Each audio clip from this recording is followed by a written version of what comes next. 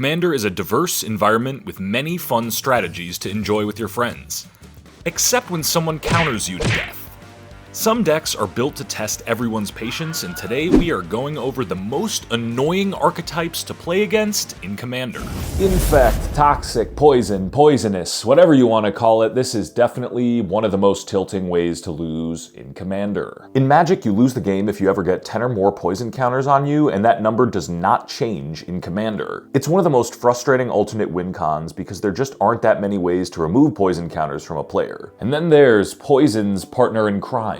Proliferate. It's not enough to just gum up the board and block a bunch of Infect creatures. You also have to somehow stop the Proliferate cards from bumping your poison count up even higher. And to make matters worse, there are a couple of cards in Magic that can give your creatures Infect to help you cheese out those poison wins early if you so please. The good news is that poison's not actually that reliable of a strategy. An Infect player is usually really good at taking out one opponent, but it'll often require them to use up so many resources that they're left struggling to beat the other opponents. I don't actually know what's worse, being poisoned to death or being milled out. Mill decks are just really good at causing psychic damage. You just sit there and watch as all your best cards and answers pass you by, and frequently there is very little you can do about it. Mill decks also tend to be blue and run a ton of counterspells, but don't worry, those get their entire section, we'll get to them later. Thankfully, mill's not too hard of a strategy to beat if you really want to. If you're scared of milling out, you can always run a copy of Gaia's Blessing or an Eldrazi Titan like Ulamog the Infinite Gyre to reset your deck if it gets milled over. And if you're playing a Reanimator deck or just something that wants to have cards in the graveyard, then the mill player might actually be helping you out. You just gotta watch out for 2-card combos like Bruvac and Traumatize, or Phoenix and Eater of the Dead. Disclaimer, Chaos decks can actually be super fun to play with and against,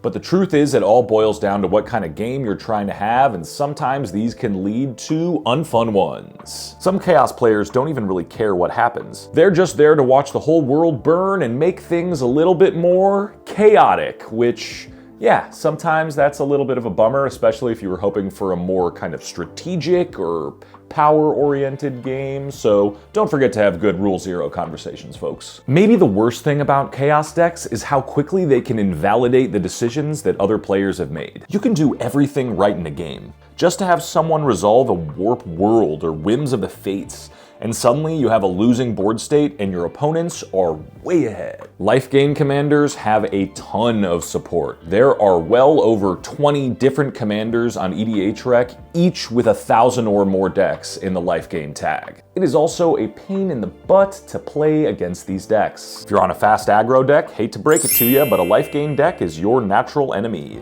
They can usually offset a lot of what you plan on doing, and you have to work twice as hard to take them out. If you do want to wipe the smile off a Lifegain player's face, try building a deck around the Lord of Pain, and then see how high their life total gets. And to be completely fair, Lifegain is a totally viable strategy, and it can even be really good, but you have to be proactive at some point.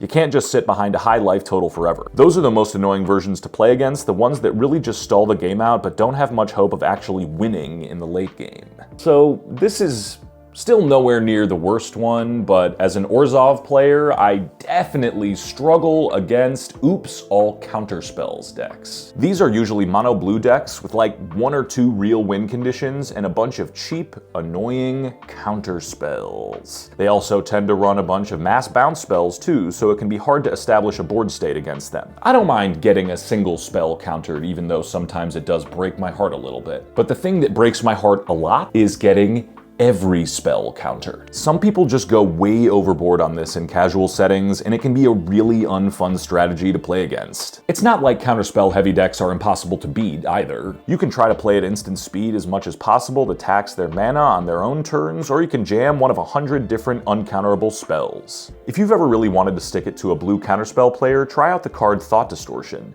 It's not that great of a card, but it'll put a blue mage in their place real fast. Blue mages, you know what you did, but I'll forgive you if you subscribe to this channel. You know all those awesome shiny cards that you have in your deck? Well, they're mine now. And not only are they mine now, but I am going to hit you with them many times. That's exactly how it feels playing against a theft deck. They'll steal the shoes right off your feet and smack you in the face with them. There's something visceral about losing to your own cards, and I don't mean losing a life from Phyrexian Arena while you're at 1. I mean having your removal spells turned against you, your lands stolen out from underneath you, and even your own creatures attacking you. It's straight up betrayal. And Wizards of the Coast loves theft decks. I feel like they printed Gonti back in Kaladesh, and a ton of people instantly made those decks their entire personality. Seriously though, there are so many theft commanders out there.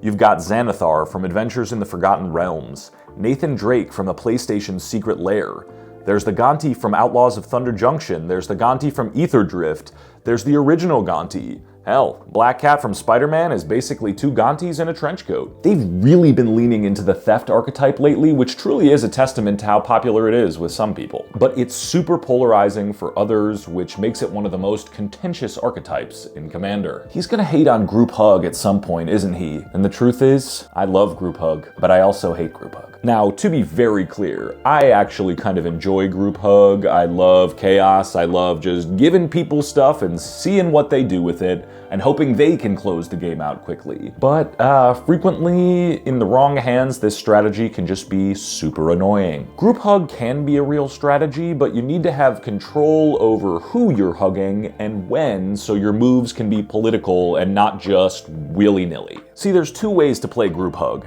The first is just slamming a bunch of symmetrical effects that draw everyone cards and give everyone mana. All this does is put the person with the best deck at an advantage, and it's usually not even advantageous for the Group Hug player. The more strategic way to build Group Hug is to fill your deck with effects you can turn on or off at will.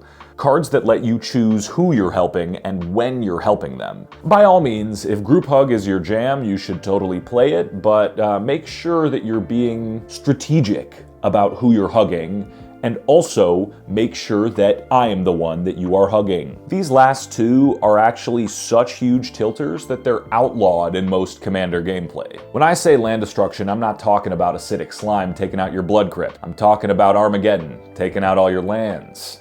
The big leagues. Mass land denial. Brackets 1 through 3 forbid mass land destruction, and for good reason. And sure, yeah, you can make an argument that there's a legitimate way to play a mass land destruction deck. Oh, ramp is so good now. Oh, green is so strong. Blah, blah, blah. And I will concede that it is legitimate if you do in fact have a way to close out the game after blowing up everyone's lands. But mass land destruction with no game plan is a safe and easy way to never get asked to play with me ever again. Nothing says a fun, engaging game of Commander quite like watching one person play a million extra turn spells in a row and just play solitaire for 20 minutes. Okay, first time walk resolves, I will then draw 18 cards, and then I'm going to cast another extra turn spell, and okay, we'll go to my extra turn, draw a card, it's an extra turn spell. Yep, you knew this was coming.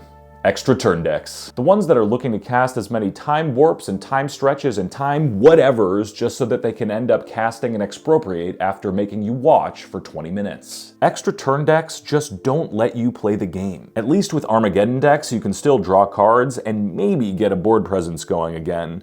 But these time walk decks just take all the turns for themselves. And maybe this is just me, but do extra turn decks like frequently suck at closing out the game?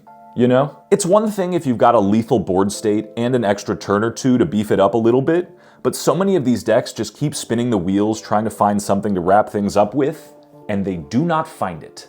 They just keep drawing cards. For what it's worth, there are some silver bullet cards that stop extra turns. Stranglehold, Ugin's Nexus, and Trouble in Pairs all skip extra turns. So maybe try one of those out next time you invite Kevin and his infinite turn combo deck to game night. And there you go, the 10 most frustrating, annoying, mind-numbing archetypes to play against in Commander.